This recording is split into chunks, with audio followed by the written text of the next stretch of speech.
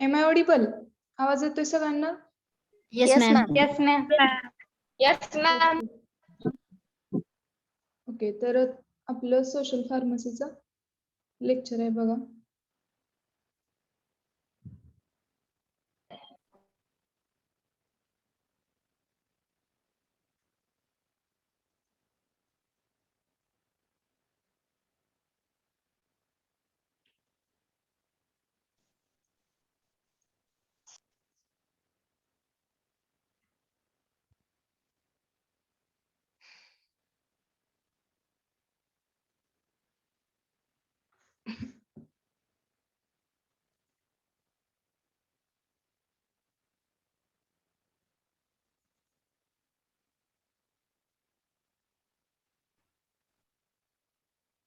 Screen visible आहे सगळ्यांना?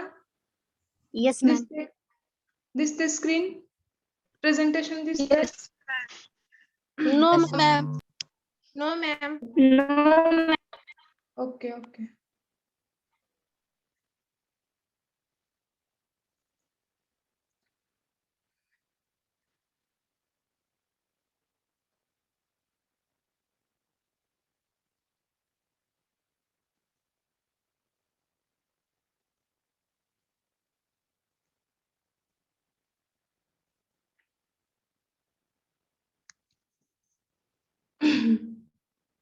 आता दिसते? Yes, ma'am. ma'am. Yes, ma'am. Yes, ma'am. Okay. Yes, ma'am. तर बघा, आपण आपला पार्ट स्टार्ट करूयात. फर्स्ट चॅप्टर आपण कव्हर करत आणलेला आहे. त्याच्यातला लास्ट लेक्चरला कुठला पार्ट बघितला आपण? National health policy. ओके, तर काय बघितलं बघा, नॅशनल हेल्थ पॉलिसी म्हणजे काय ते बघितलं. ती किती वेळा अपडेट झाली होती हे पण बघितलं. रिसेंट कुठली आहे नॅशनल हेल्थ पॉलिसी? कोणती आपण स्टडी केली त्या दिवशी? Anyone can लाऊडली? 2017. ओके ओके, त्या दिवशी आपण 2017 ची नॅशनल हेल्थ पॉलिसी स्टडी केली. तर काय आहे बघा, शॉर्ट मध्ये सांगते तुम्हाला, रिव्ह्यू घेते. काय आहे नॅशनल हेल्थ पॉलिसी म्हणजे काय आहे? एक हेल्थची पॉलिसी आहे आपल्या नॅशनल लेवलची. तर ती काय करते बघा, चीफ एम काय आहे त्या पॉलिसीचं, कशासाठी ती स्टॅब्लिश केलेली आहे? Notify, simplify, reinforce and prioritize the role of the government in determining the health. तर हेल्थच्या डिटर्मिनेशन मध्ये गव्हर्नमेंटचा जो काही रोल आहे त्याला नोटिफाय करणे, सिम्प्लिफाय करणे, सुसूत्रता आणणे किंवा सिंपल करणे, रिइन्फोर्स आणि प्रायोरिटी देणे, हे सगळं चीफ एम होतं नॅशनल हेल्थ पॉलिसीचं. ओके, तर त्याच्यात काय काय होतं बघा, ते कशाशी डील करतं? हेल्थ केअरशी. त्याच्यासोबत ते काय न्यू हेल्थमध्ये, हेल्थच्या फील्डमध्ये काय काय नवीन आपण इनकॉर्पोरेटेड करायला पाहिजे याच्याबद्दल सुद्धा इन्फॉर्मेशन दिली जाते. यूज ऑफ टेक्नॉलॉजी असेल, क्वालिफाईड ह्युमन रिसोर्सेस असतील, reassuring medical diversity, building knowledge base, हे सगळं हा सगळा पार्ट येतो याच्यामध्ये. ओके, या सगळ्यांचा यूज करून आपण आपल्या हेल्थला कसं मॉडिफाय करू शकतो और कसं हेल्थला प्रमोट करू शकतो हे याच्यातून सांगितलेलं आहे. ओके, समजलं होतं सगळ्यांना हे? कोणाला काही प्रॉब्लेम आहे नॅशनल हेल्थ पॉलिसी मध्ये? No, ma'am. हा, other student please respond. No, ma'am. No, ma'am. No, ma'am. Okay okay.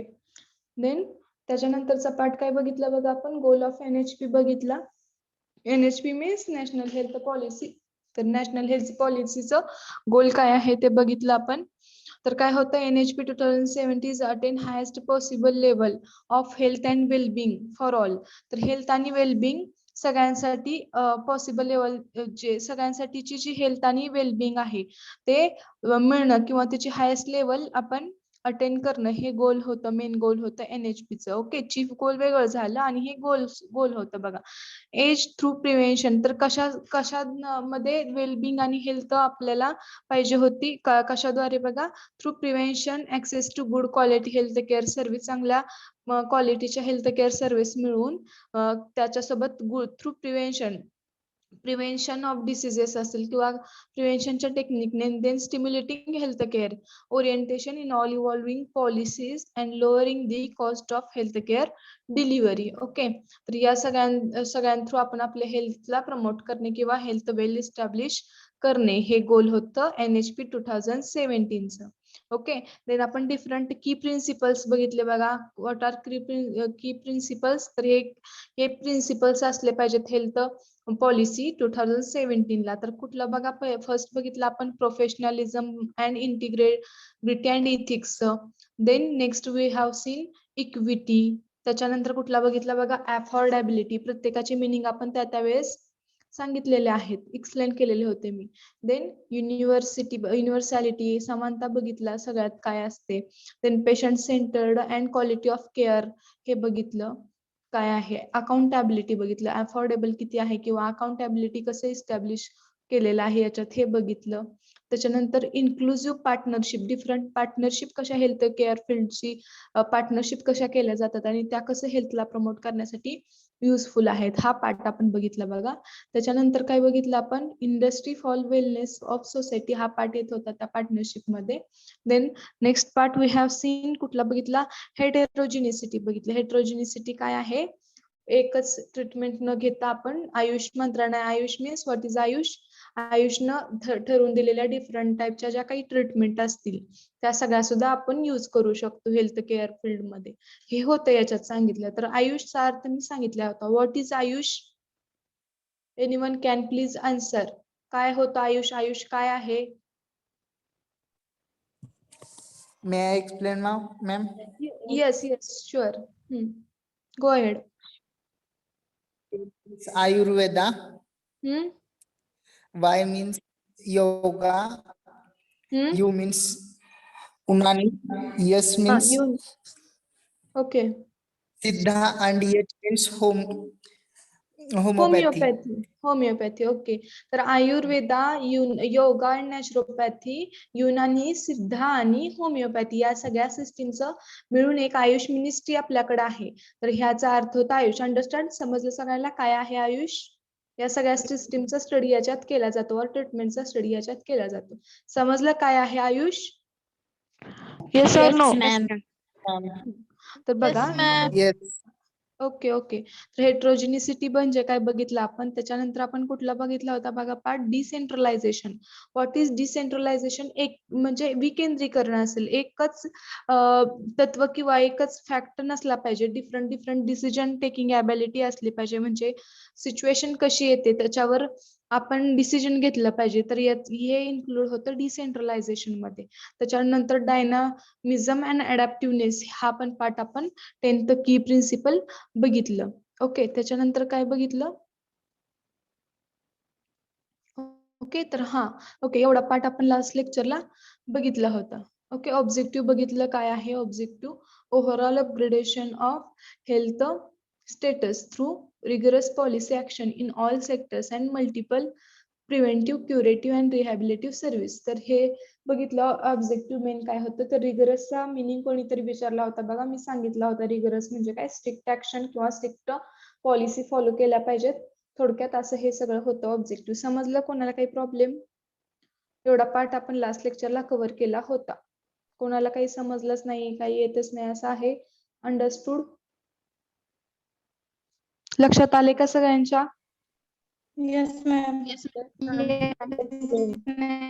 Okay, तर आपण पुढचा पार्ट कंटिन्यू करूयात बघा. Health system performance based objective. तर बघा ह्याचे काही लास्ट टाइमला आपण एवढाच पार्ट कव्हर केला, पण हेल्थ सिस्टीम परफॉर्मन्स जे काही हेल्थ सिस्टीम आहे आपली, तर त्या हेल्थ सिस्टीमच्या परफॉर्मन्सेस बेस्ड ऑब्जेक्टिव्ह काय आहे ते जे बघूया आपण. म्हणजे त्या हेल्थ सिस्टीम मध्ये ऍक्च्युअली काय वर्क चालतं किंवा ऍक्च्युअली कसा परफॉर्मन्स आहे त्याच्यावर काही डिपेंड असणारे ऑब्जेक्टिव्ह आहेत. ते कुठले कुठले आहेत बघूया आपण. First, increase utilise. इंग्लिश मध्ये होतंय का जास्त? समजते का सगळ्यांना? जास्त इंग्लिश मध्ये होतंय? येस और no? No, ma'am. Yes Aniruddha? मस्त मॅडम. समजते? Aniruddh, Yes. Aniruddh Sasane, are you there? आहात का अनिरुद्ध?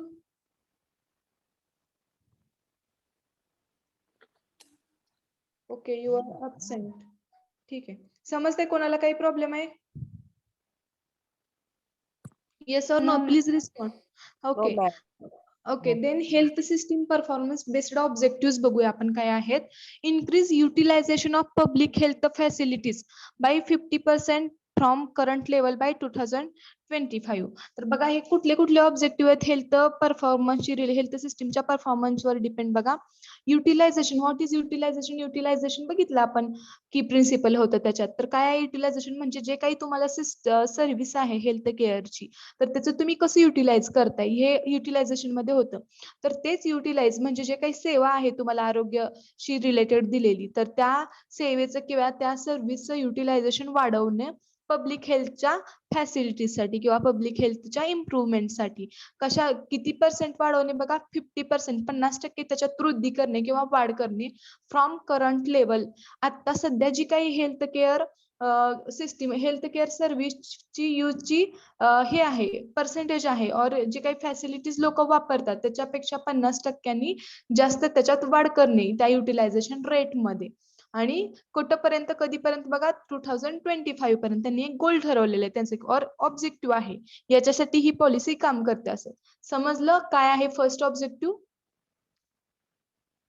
अंडरस्टूड? समजलं का नाही? Yes, ma'am. yes, ma'am. हा ओके. Repeat करा ma'am हा point. हा बघा मी सांगते तुम्हाला. आता जी काही आपण हेल्थ केअर सर्व्हिस आहे म्हणजे आपल्याला जी काही आरोग्याची सर्व्हिस दिलेली आहे त्या सर्व्हिसचा यूज युटिलायझेशन रेट तर बघितला आपण, हे तर समजलं असेल. युटिलायझेशन म्हणजे काय?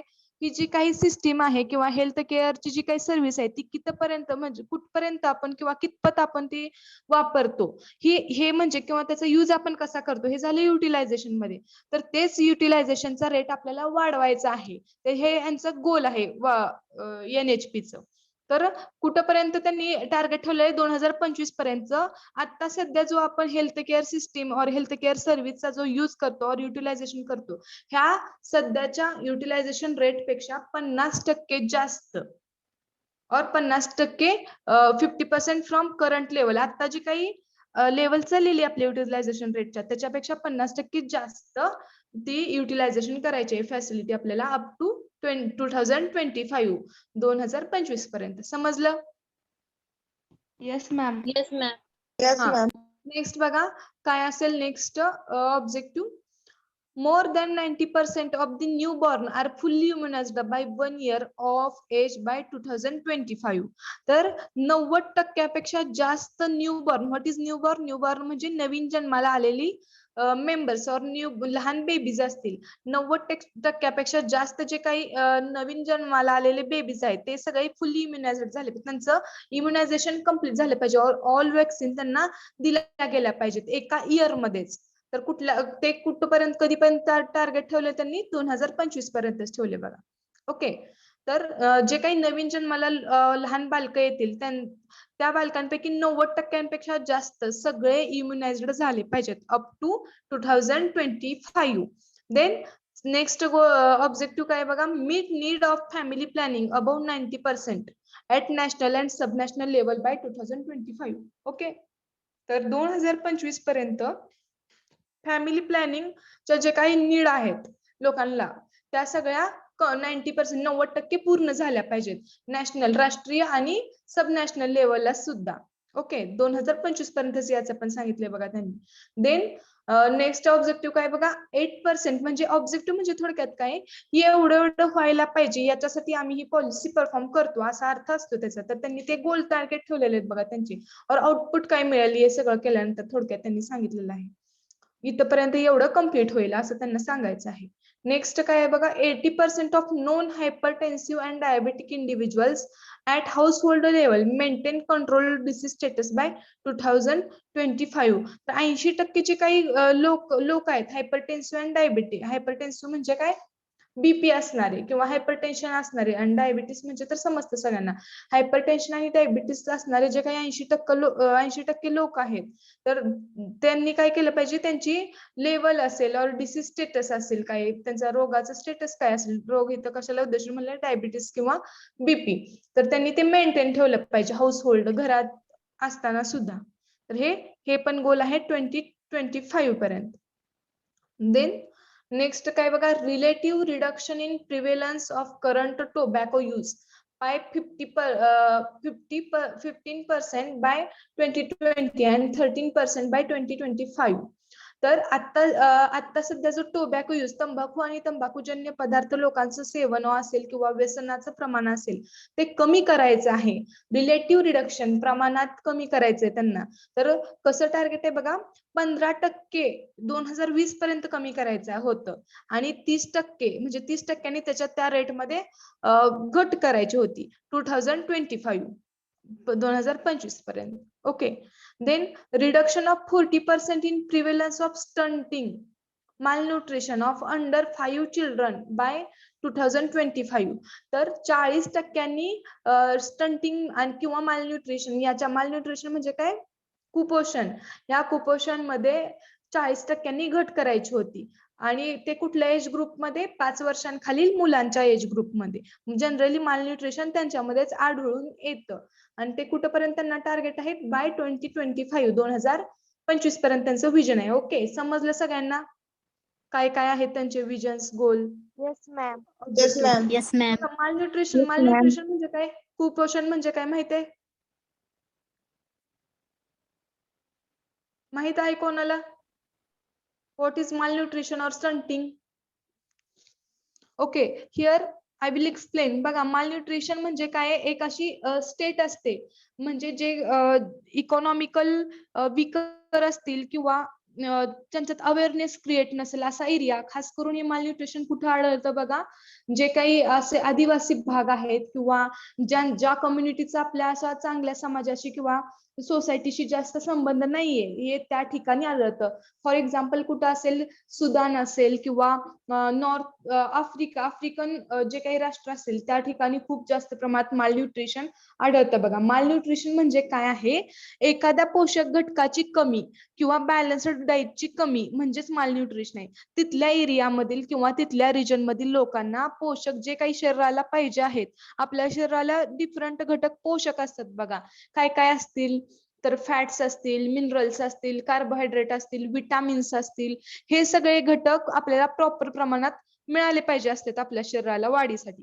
तर या लोकांमध्ये ते घटक काहीच मिळत नाहीये. आय थिंक त्यांचं कधी कधी हंगर सुद्धा प्रॉपरली पुरेपूर त्यांची भागत नाही, भूक सुद्धा टोटली भागत नाही, असं काहीतरी त्यांच्यावर हे झालेलं असतं. त्याच्यामुळे त्यांचं पोषण प्रॉपरली होत नाही. थोडक्यात आपण काय म्हणू, बॅलन्स्ड डाएट जो आहे किंवा संतुलित आहार तो त्यांना मिळत नाहीये. त्याच्यामुळे त्यांच्यात एक डिसीज लाईक कंडिशन होते किंवा विकनेस येतो, खूपच विकनेस येतो किंवा काही डिसीजेस येतात. तर अशा चिल्ड्रन्सना काय म्हणायचं, मालन्यूट्रिशन. ओके. तर इन्फॉर्मेशनची लॅक्युना असेल किंवा इन्फॉर्मेशनची कमी असेल किंवा काय म्हणू आपण, इकॉनॉमिकल ते वीकर असतील, त्यांना अफोर्डेबल नसेल, तर अशा देशांमध्ये, अशा कंट्रीजमध्ये मालन्यूट्रिशन सारखं प्रमाण खूप आढळतं. समजलं का, व्हॉट इज मालन्यूट्रिशन? मालन्यूट्रिशन म्हणजे काय आहे? Yes, ma'am.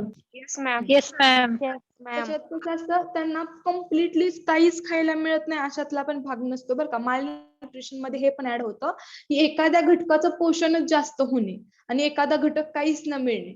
ओके, हे सुद्धा याच्यात सामावलेलं असतं. इन डिटेल आपल्याला न्यूट्रिशन अँड हेल्थचा चॅप्टर आहे बघा, 3rd चॅप्टर, त्याच्यामध्ये आपण डिटेलमध्ये डिस्कस करूयात.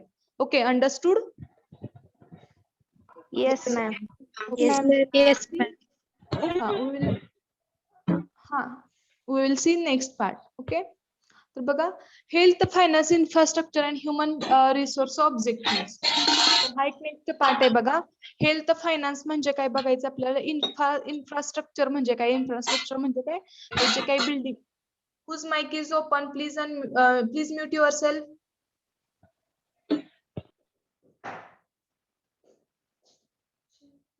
Yes. Okay. These are.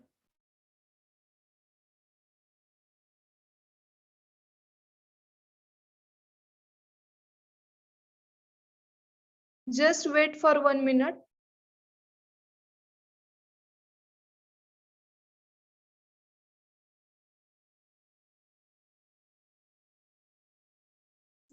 Ma'am. Okay. Screen visible आहे सगळ्यांना? Yes, sir. Yes, ma'am. Just wait. No, ma'am.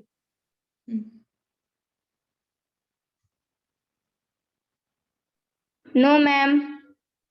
हाँ वेट.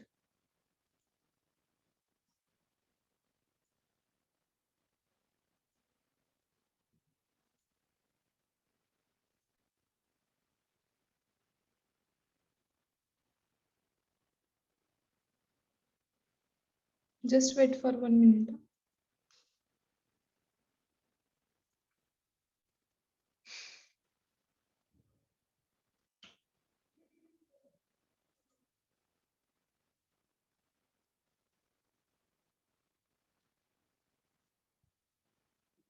हाँ आता दिसते सगळ्यांना. Yes, ma'am. Yes. ओके. तर बघा काय होतं, आपण पार्ट बघत होतो हेल्थ, फायनान्स, इन्फ्रास्ट्रक्चर आणि ह्युमन रिसोर्सेस ऑब्जेक्टिव्ह काय आहेत बघूया आता. हेल्थ, फायनान्स असेल, इन्फ्रास्ट्रक्चर लिहिलेलं आहे ते काय आहे, आणि गव्हर्नमेंट पर्सेंटेज ऑफ जीडीपी काय आहे. जीडीपी वगैरे ह्याच्यात सॉरी इन्व्हॉल्व्ह होत असते, ते 1 बाय 1 आपण बघूयात. तर increase health expenditure by government as a percentage of GDP from the existing 1.50% to 2.5% बाय 2025. ओके. तर 2025 पर्यंत जो काही हेल्थ सेक्टरवर गव्हर्नमेंटचा खर्च आहे, ओके, जो काही गव्हर्नमेंटचा तो इन्क्रीज करणे जीडीपीच्या रूपामध्ये किंवा जीडीपीच्या पर्सेंटेजमध्ये. तर बघा एक्झिस्टिंग 1.15%, 1.15% एक्झिस्टिंग होता, टू 2.5% बाय 2025. म्हणजे 1.15 जो काही 15% जो काही जीडीपीचा एक्सपेंडिचर आहे किंवा जीडीपीचा खर्च आहे याच्यामध्ये, कशामध्ये, हेल्थच्या सेक्टरमध्ये, तो वाढवणे कुठपर्यंत, 2.5% वाढवणे अप टू 2025 पर्यंत. ओके. देन नेक्स्ट काय बघा, increase state sector health spending to greater than 8% of their budget by 2020. Okay. तर जे काही हेल्थ सेक्टर असेल किंवा स्टेट सेक्टर ऑफ हेल्थ जे आहे, राज्याकडे जे काही सेक्टर आहे हेल्थ स्पेंडिंगचं, ते 8% जास्त त्याचं बजेट वाढवणे कुठपर्यंत होतं, ह्याचं टार्गेट 2020 पर्यंत, 2020 पर्यंत. देन समजते का? Yes. Yes, ma'am. Yes, okay. ma'am. Okay. बघा हा जरासा इकॉनॉमिक्सचा पार्ट असल्यामुळे तुम्हाला टफ वाटेल, बट जस्ट तुम्हाला इनलिस्ट करून एवढं काही डीप मध्ये जायचं नाही, आपण किती टक्क्यांनी वाढवला पाहिजे त्यांचा गोल काय, एवढंच आपल्याला आपल्या सिलेबसशी रिलेटेड घ्यायचं, जास्त काही खोलात जायचं नाही याच्यात. ओके. देन थर्ड पॉइंट काय होतं बघा, ensure availability of paramedics and doctors as per Indian public health standard IPHS norms in high priority district by 2020. तर 2020 पर्यंत काय करायचं होतं, पॅरामेडिक्स म्हणजे व्हॉट इज पॅरामेडिक्स, पॅरामेडिक्स म्हणजे जे काही नर्सेस असतील किंवा वॉर्ड बॉय असतील, ओके, हे सगळे येतात पॅरामेडिक्स मध्ये. आणि डॉक्टरची आणि पॅरामेडिकची आपल्याला अवेलेबिलिटी वाढवायची होती. तर कशाच्या नॉर्म्स प्रमाणे, Indian public health standard. Okay. तर इंडियन पब्लिक हेल्थ स्टँडर्ड एक काय म्हणू आपण, ऑर्गनायझेशन प्रमाणे किंवा त्याच्यात असलेल्या तरतुदींप्रमाणे आपल्याला पॅरामेडिक्स अँड डॉक्टरची काय करायची होती, अवेलेबिलिटी वाढवायची होती. हाय प्रायोरिटी डिस्ट्रिक्ट किंवा जास्त प्रायोरिटी कुठले दिलेले आहे ते IPHS ने, त्या प्रायोरिटी डिस्ट्रिक्ट मध्ये 2020 पर्यंत. ओके. तर हा झाला थर्ड पॉइंट. नेक्स्ट पॉइंट काय बघा, the policy identifies coordinated action on 7 priority areas for improving environment. तर ही जी काही NHP पॉलिसी आहे, तर ते काय करते बघा, आयडेंटिफाईज कोऑर्डिनेटेड ऍक्शन. तर कोऑर्डिनेटेड सुसूत्र पद्धतीने चाललेल्या किंवा कोऑर्डिनेटेड ज्या ऍक्शन्स आहेत त्या आयडेंटिफाय करते ऑन 7 प्रायोरिटी एरियाज. तर खालील 7 प्रायोरिटी म्हणजे काय म्हणतात, प्राथमिकता ज्या एरियाजना दिलेले आहेत त्या 7 एरियामध्ये ते आयडेंटिफाय करते बघा, कोऑर्डिनेटेड ऍक्शन्स फॉर. तर कशासाठी करते हे सगळं identify coordinated action for improving the environment. What is इथं एन्व्हायरमेंट म्हणजे कशा संदर्भात घेतले बघा, जे काही हेल्थचं एन्व्हायरमेंट आहे और हेल्थ केअरचं एन्व्हायरमेंट आहे ते इम्प्रूव्ह करण्यासाठी. थोडक्यात इनडायरेक्ट आपली हेल्थ इम्प्रूव्ह करण्यासाठी. तर ते कुठले कुठले 7 प्रायोरिटी एरियाज आहेत बघा. तर फर्स्ट आहे तर स्वच्छ भारत अभियान. ओके, हे तर सगळ्यांना माहित असेल. द स्वच्छ भारत अभियान यामध्ये ते कोऑर्डिनेट करतं बघा, त्याच्या ऍक्शन्स असतील. Then balanced healthy diets and regular exercise ह्या एका सेक्टर मध्ये करतं. बॅलन्स्ड डाएट संतुलित आहार, हेल्दी डाएट्स किंवा चांगला हेल्दी आहार आणि रेग्युलर एक्सरसाइज ह्या सुद्धा सेक्टर मध्ये ते कोऑर्डिनेट करतं त्याचे actions. Then addressing tobacco, alcohol and substance abuse. तर हा एक सेक्टर आहे बघा. टोबॅको तंबाखू किंवा अल्कोहोल मीन्स दारू या सगळ्यांचा काय असणे, अब्यूज असणे. अब्यूज कसं आपल्याला रोखता येईल किंवा अब्यूज कसं आपण करायचं नाहीये हे सांगणं, हा जो एक सेक्टर आहे याच्यात सुद्धा ते इन्क्लूड आहे. देन यात्री सुरक्षा, preventing deaths due to rail and road traffic accidents. Okay, तर बघा यात्री सुरक्षा हे एक सुद्धा पार्ट याच्यात येतो. तर त्याच्यामध्ये काय, यात्री सुरक्षामध्ये जे काही रेल असतील, रेल ऍक्सिडेंट्स असतील, रोड ट्रॅफिक ऍक्सिडेंट्स असतील, या सगळ्यांतून जे काही डेथ होत असते तर ती प्रिव्हेंट करणे. ओके, तिला मिनिमाइज करणे. देन निर्भया नारी. निर्भया नारी हा एक सेक्टर आहे बघा, प्रायोरिटी एरिया आहे. याच्यात हेल्थ इम्प्रूव्ह करायची आहे असं सांगितलेलं त्यांनी. निर्भया नारी याच्यात काय तर बघा, action against gender violence. What is gender violence? Gender violence म्हणजे काय? जेंडर व्हायोलन्स म्हणजे काय की जे काही लिंग असेल, लिंगावरून आपली हिंसा करणे, म्हणजे लेडीज लोकांना त्रास देणं किंवा जेंडर वाईज व्हायलन्स करणं, तर याला म्हणतो जेंडर व्हायलन्स और हिंसा करणे. तर याच्यामध्ये सुद्धा हा पार्ट इन्क्लूड होतो बघा. Then reduced stress and improved safety in the workplace. तर जे काही स्ट्रेस आहे किंवा ताण आहे तो रिड्यूस करणे कुठल्या आणि सेफ्टी म्हणजे सुरक्षितता वाढवणे, तर तुमच्या काम करत असलेल्या ठिकाणी और वर्क प्लेस मध्ये. Then reducing indoor and outdoor air pollution. Okay, तर आतला आणि जे काही बाहेरचं तुमच्या एन्व्हायरमेंट मधलं आहे ते एअर पोल्युशन रिड्यूस करणे. तर या सगळ्या सेक्टर्स आहेत बघा, प्रायोरिटी एरियाज आहेत, त्याच्यामध्ये तुमचे इम्प्रुव्हिंग एन्व्हायरमेंट करते हे पॉलिसी. ओके, त्याच्यासाठी वर्क करते. समजलं? अंडरस्टूड?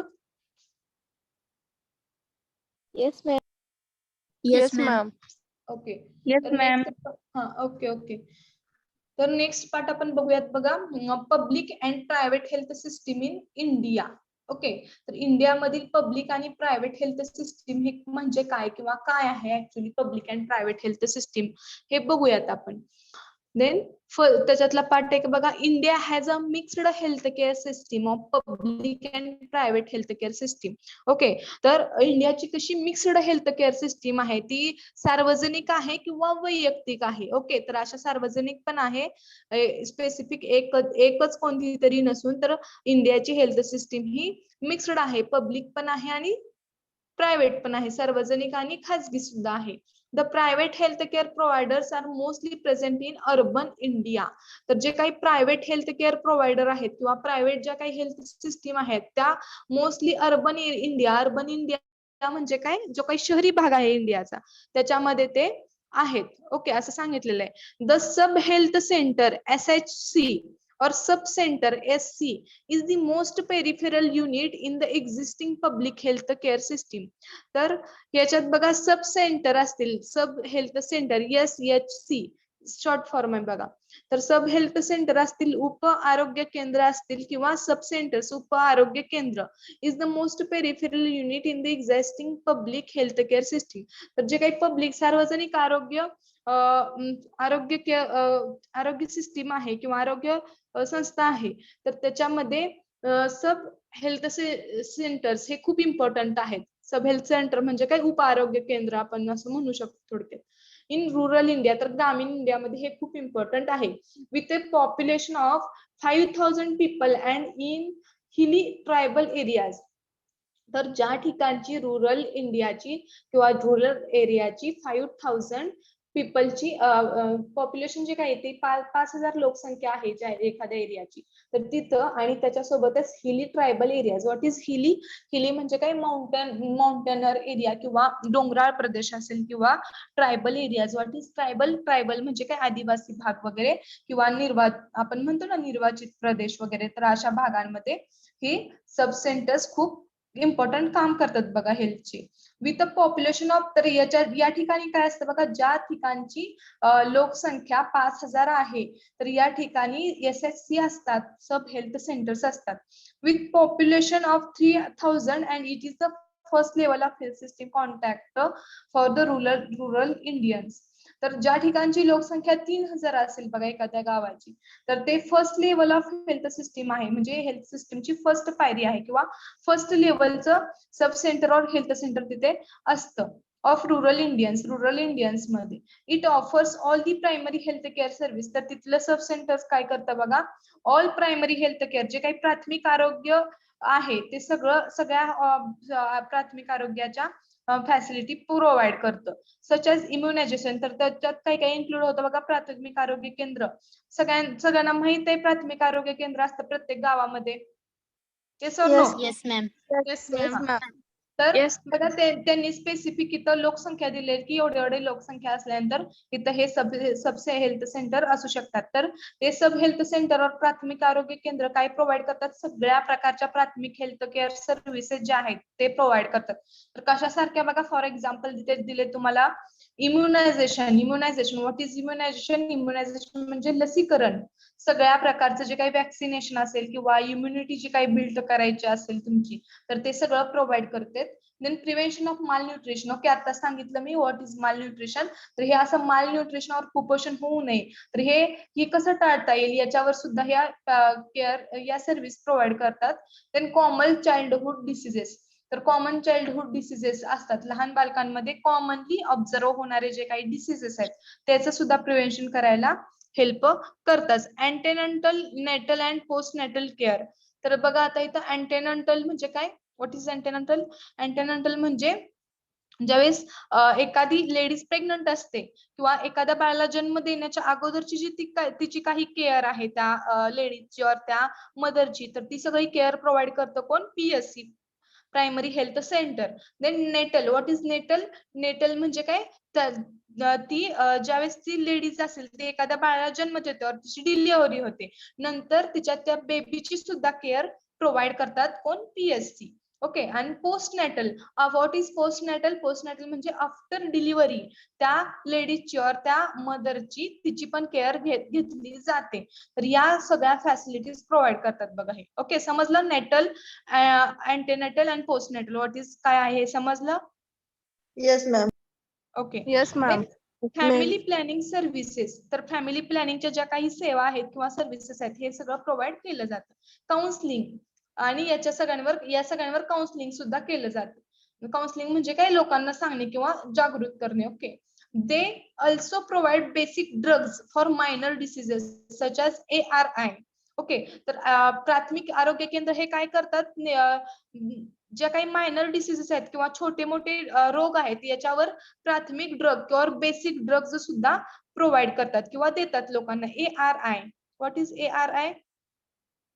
रेस्पिरेटरी इन्फेक्शन्स असतील, नॉर्मल एअर रेस्पिरेटरी इन्फेक्शन्स असतील तर किंवा काय म्हणू आपण, रेस्पिरेटरी इन्फेक्शन्स मध्ये नॉर्मल सर्दी असेल, कोल्ड असेल, कॉमन कोल्ड, तर याच्यावर ते आपल्याला मेडिसिन्स प्रोव्हाइड करतात और ड्रग्स प्रोव्हाइड करतात. Then diarrhoea. What is diarrhoea? Diarrhoea means dysentery वगैरे म्हणतो बघा आपण, तर डायरियावर सुद्धा ते आपल्याला ड्रग प्रोव्हाइड करतात. त्याच्यासोबत फिवर असेल, वर्म इन्व्हेजन असेल, एटसेट्रा यासारख्या मायनर डिसीजेस वरती आपल्याला ड्रग्स प्रोव्हाइड करतात.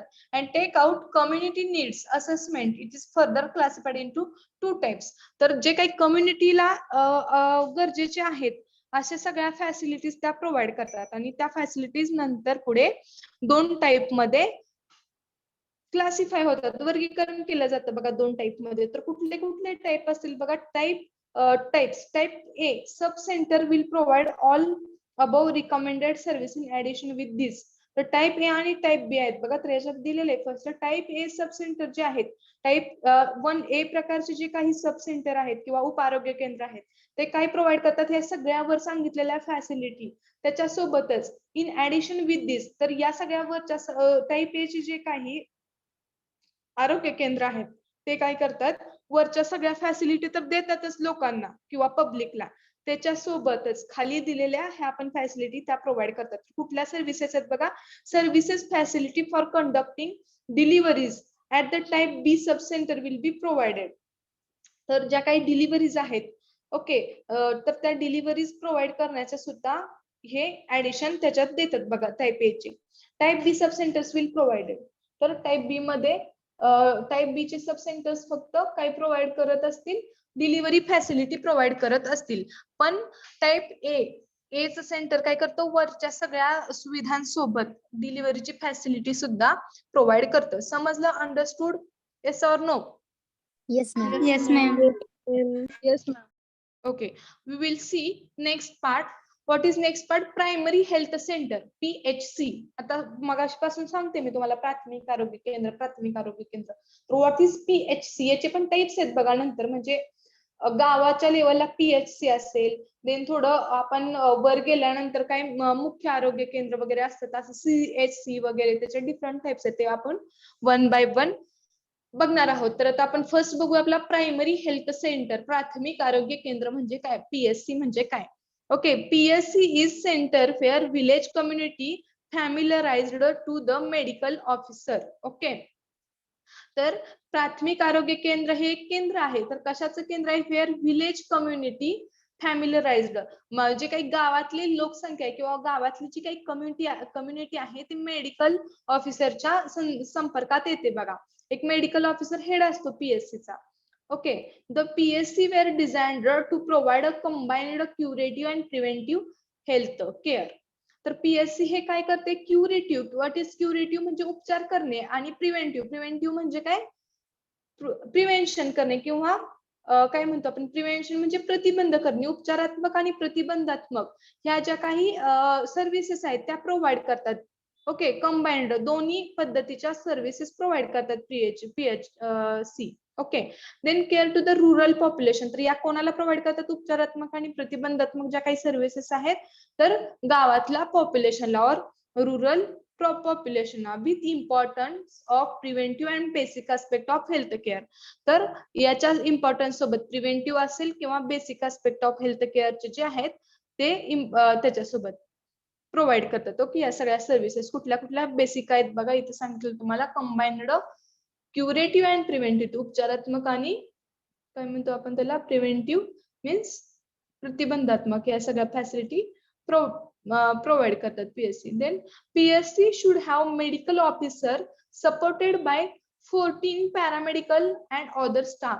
तर PSC चं इथं कॉम्बिनेशन दिलेलं बघा, म्हणजे कसं बनलेलं आहे PSC वर, PSC मध्ये कसं किती लोक असतात हे सांगितले आपल्याला. PSC मध्ये काय असतं, एक मेडिकल ऑफिसर असतो आणि त्याला सपोर्ट करायला 14 पॅरामेडिकल स्टाफ और अदर स्टाफ असतात. व्हॉट इज पॅरामेडिकल स्टाफ, आता सांगितलं मी, पॅरामेडिकेअर्स मध्ये येतं ते काय येतं, नर्सेस असतील ward boy. Okay, Nursing. Yes, तर हे सगळे नर्स असतील किंवा वॉर्ड बाय असतील, हे 14 असले पाहिजेत. कोणाच्या सपोर्टला, 1 मेडिकल ऑफिसर. ओके, एक मेडिकल ऑफिसर असला पाहिजे ना, त्याच्या सपोर्टला हे 14 पॅरामेडिकल अँड अदर स्टाफ असला पाहिजे. Under national rural health mission, तर नॅशनल रूरल हेल्थ मिशन जे आहे NRHM, there is a provision of 2 additional staff nurses at PSC on contract basis. तर याच्यासोबतच बघा, एक मेडिकल ऑफिसर आणि 14 पॅरामेडिकल स्टाफ, याच्या सोबतच अजून 2 नर्सेसची पण प्रोव्हिजन और तरतूद आहे. कशामध्ये, NHRM, national rural health mission, हे जे काही मिशन होतं त्याच्यात असं सांगितलेलं आहे की ह्या 14 आणि 15 लोकांसोबत अजून 2 आपल्याला कॉन्ट्रॅक्ट बेसिसच्या नर्सेस पण याच्यात भरायच्या आहेत. ओके, म्हणजे टोटल किती स्टाफ झाला, 16 मेंबर्सचा स्टाफ झाला. 1 medical officer, 14 paramedical staff and 2 contract basis nurses. कशाद्वारे, तर ऑन प्रोव्हिजन NRHM. ओके, तर NRHM च्या प्रोव्हिजन नुसार. समजलं किती लोकांनी कंबाईन झालेलं आहे किंवा किती लोकांचं कंटेंट आहे प्रायमरी हेल्थ सेंटर मध्ये. Yes, ma'am. Yes, ma'am. Okay Yes, ma'am. Okay next part we will see. Next part बघा काय असेल, कम्युनिटी हेल्थ सेंटर. तर कम्युनिटी हेल्थ हे जे झालं फर्स्ट बघितलं आपण प्रायमरी हेल्थ सेंटर. तर आता बघतोय आपण कम्युनिटी हेल्थ सेंटर्स म्हणजे काय आहे. What is CHCS community health centres म्हणजे काय बघायचं. It is the public health centre where 21 paramedical staff 4 medical specialist. That means बघा तर हे काय एक पब्लिक हेल्थ सेंटरच आहे. कम्युनिटी ह्याच्या वरच्या लेवलचं आहे, जरा प्रायमरी पेक्षा वरच्या लेवलचं. तर काय बघा community health centre CHCS detail मध्ये तुम्हाला क्वेश्चन येऊ शकतो बघा. डिस्क्राइब और elaborate health systems in India. तर त्यावेळेस तुम्हाला हे सगळं लिहावं लागेल बघा. बघा लक्ष देऊन काय आहे कम्युनिटी हेल्थ सेंटर. हे एक पब्लिक हेल्थ सेंटर आहे. तर त्याच्यामध्ये सुद्धा काय बघा 21 पॅरामेडिकल स्टाफ. जे काही पॅरामेडिकल स्टाफ आहे त्याची संख्या 21 असली पाहिजे आणि 4 मेडिकल स्पेशालिस्ट. व्हॉट इज इथं मेडिकल स्पेशालिस्ट म्हणजे थोडक्यात डॉक्टरांना उद्देशून सांगितलंय. 4 डॉक्टर आणि 21 पॅरामेडिकल स्टाफ असले पाहिजेत बघा पब्लिक हेल्थ सेंटर मध्ये. दॅट मीन्स तर काय काय त्या स्पेशालिस्ट मध्ये 4 मेडिकल स्पेशालिस्ट मध्ये कुठले कुठले येतात बघा. सर्जन एक असला पाहिजे, देन फिजिशियन असले पाहिजेत, गायनाकोलॉजिस्ट असले पाहिजेत आणि पेडियाट्रिशियन एक पेडियाट्रिशियन पण असले पाहिजेत. And other staff are ideally suppose to be recruited. आणि जो जसा काही जशी रिक्रुटमेंट असेल किंवा जसं लागेल तसा अदर स्टाफ पण त्यांनी घेतला असला पाहिजे याच्यात असे सांगितलेलं आहे CHCS मध्ये. तर काय आहे बघा कम्युनिटी हेल्थ सेंटर हे एक general health provider health care system provider आहे. सर्व्हिस प्रोव्हाइड करण्यासाठी CHCS असतं. सेम ते PSC सारखं असतं. बट याच्यात पॅरामेडिकल स्टाफ 21 असले पाहिजे आणि 4 मेडिकल स्पेशालिस्ट असले पाहिजे. बट त्या 4 मेडिकल स्पेशालिस्ट मध्ये काय असले पाहिजे 4 जण बघा कुठले कुठले लोक. सर्जन असले पाहिजेत. सर्जन समजतं तुम्हाला. एक सर्जन असला पाहिजे, एक फिजिशियन असला पाहिजे general. Then gynaecologist. What is gynaecologist. Gynaecologist म्हणजे एक स्त्री रोग आणि प्रसूती शास्त्रज्ञ असला पाहिजे. अँड पेडियाट्रिशियन लहान बालकांचा लहान मुलांसाठी एक डॉक्टर स्पेशालिस्ट असला पाहिजे. ओके तर हे होतं कंटेंट किंवा किती लोकांनी बनलेलं आहे CHCS. Then other staff are ideally suppose. आणि या लोकांव्यतिरिक्त अजून जरी काही स्टाफ लागला तर तो सगळा स्टाफ असला पाहिजे. तर त्याचं स्ट्रक्चर कसं आहे और इन्फ्रास्ट्रक्चर कसं आहे बघा त्याचं CHCS. It has 30 indoor beds with 1 operation theatre. तर 30 बेड्स असले पाहिजेत त्या हॉस्पिटलमध्ये और त्या स्पेसिफिक सेंटरमध्ये. तर आणि एक ऑपरेशन थिएटर असलं पाहिजे. ओके तर याचं इन्फ्रास्ट्रक्चर असेल. X ray labour room and laboratory. तर याच्यामध्ये एक एक्सरेची पण रूम असली पाहिजे. ओके फ्रॅक्चर्स वगैरे काही असतील तर और एक्झामिनेशन असेल त्याच्यात एक एक्सरेची एक रूम असली पाहिजे. एक labour room. What is labour room. Labour म्हणजे काय जे काही डिलिव्हरीला मदर्स येतात बघा और लेडीज असतील तर त्यांना ज्यावेळेस ते लेबर पेन्स येतात तर ते स्पेसिफिक मेडिकल ट्रीटमेंट और स्पेसिफिक ते कंडिशन असते अशी की त्या कंडिशन मध्ये त्या लेडीजला प्रॉपर मेडिकल ट्रीटमेंटची गरज असते. तर तिथे स्पेसिफिक रूम असते बघा लेबर रूम म्हणतो आपण त्या लेबर पेन्सच्या टायमिंगला. तर ती लेबर रूम असली पाहिजे. अँड लॅबोरेटरी असली पाहिजे. ओके लॅबोरेटरी समजते सगळ्यांना एक लॅब असली पाहिजे. Laboratory facilities. तर या सगळ्या फॅसिलिटीज असल्या पाहिजे CHCS मध्ये. Okay it serves as a referral centre for PSC and also provides facilities for obstetric care. Okay तर ही जी काही CHCS आहे ती 4 आरोग्य केंद्रांसाठी फॅसिलिटी ठरलेला आहे. म्हणजे बघा PSC ज्या आहेत प्रायमरी हेल्थ सेंटर या सगळ्या बेसिक ज्या काही नीड्स आहेत लोकांच्या किंवा बेसिक ज्या काही ट्रीटमेंट्स आहेत ते सगळं प्रोव्हाइड करतात. बट केस थोडीशी अबव असेल और केस थोडीशी एक्सेस असेल और क्रिटिकल असेल तर नंतर आपण त्यांना कुठं पाठवतो CHCS मध्ये. ओके कम्युनिटी हेल्थ सेंटर्स मध्ये. तर त्या ठिकाणी असे 4 PSC चा रेफरन्स घेऊ शकतात. ओके 4 आरोग्य केंद्र एका CHCS मध्ये किंवा त्याच्या अंडर एका CHCS च्या अंडर येऊ शकतात. आणि त्या काय करतात ते CHCS provides facilities for obstetric care. तर ऑब्स्टेटिक केअर म्हणजे काय. ऑब्स्टेटिक मीन्स काय असेल प्रसूती शास्त्र जे आहे त्याच्याबद्दल सुद्धा हे काय CHCS आहे कम्युनिटी हेल्थ केअर सेंटर जे आहे ते ही फॅसिलिटी म्हणजे प्रसूती शास्त्राची सुद्धा फॅसिलिटी प्रोव्हाइड करतं. अँड स्पेशालिस्ट कन्सल्टेशन आणि जे काही स्पेशालिस्ट कन्सल्टेशन आहे, स्पेशालिस्ट कन्सल्टेशन मीन्स काय, जे काही इथं बघा 4 स्पेशालिस्ट डॉक्टर्स आहेत, इथं सर्जन्स असतील, फिजिशियन, तर या सगळ्यांचं स्पेशल कन्सल्टेशन असेल तर ही फॅसिलिटी पण प्रोव्हाइड करते कम्युनिटी हेल्थ सेंटर्स. समजलं सगळ्यांना काय आहे प्रायमरी हेल्थ सेंटर आणि कम्युनिटी हेल्थ सेंटर. बेसिक असेल प्रायमरी हेल्थ सेंटर जे विलेज लेवलला असेल, देन दुसरं नेक्स्ट असेल कम्युनिटी हेल्थ सेंटर्स. हे बेसिकली 4 PSC चा रेफरन्स घेऊ शकतो आपण एका CSC साठी. ओके, समजलं. CSC मध्ये स्टाफची स्पेसिफिक आहेत बघा, दोन्ही मध्ये पण किती स्टाफ पाहिजे, काय काय पाहिजे, आणि CSC मध्ये अजून कुठल्या रूम्स कंपल्सरी असल्या पाहिजेत वगैरे सगळं इन्फॉर्मेशन आहे याच्यात. समजलं सगळ्यांना काय होतं ऍक्च्युली प्रायमरी हेल्थ सेंटर आणि community? Yes, ma'am. Yes, ma'am. कोणाला काही प्रॉब्लेम आहे? No, ma'am. तर नेक्स्ट पार्ट आहे बघा फर्स्ट रेफरल युनिट. हा आपण नेक्स्ट लेक्चर पासून बघूया. तर ऍक्च्युली किती हॉस्पिटल्स असले पाहिजेत और कसं तिथलं सगळं इन्फ्रास्ट्रक्चर असलं पाहिजे याची इन्फॉर्मेशन आपल्याला आहे या सगळ्या पुढच्या पार्ट मध्ये. एवढ्या झालेल्या पार्ट मध्ये कोणाला काही प्रॉब्लेम आहे? No, ma'am. ओके, समजले सगळ्यांना?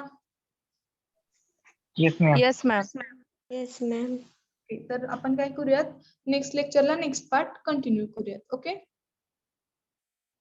Okay, ma'am. हा, येस और नो? Yes, समजलेलं आहे? Yes, ma'am. हा, सगळ्यांना सगळं समजलेलं आहे? Yes. ओके. Hello, ma'am.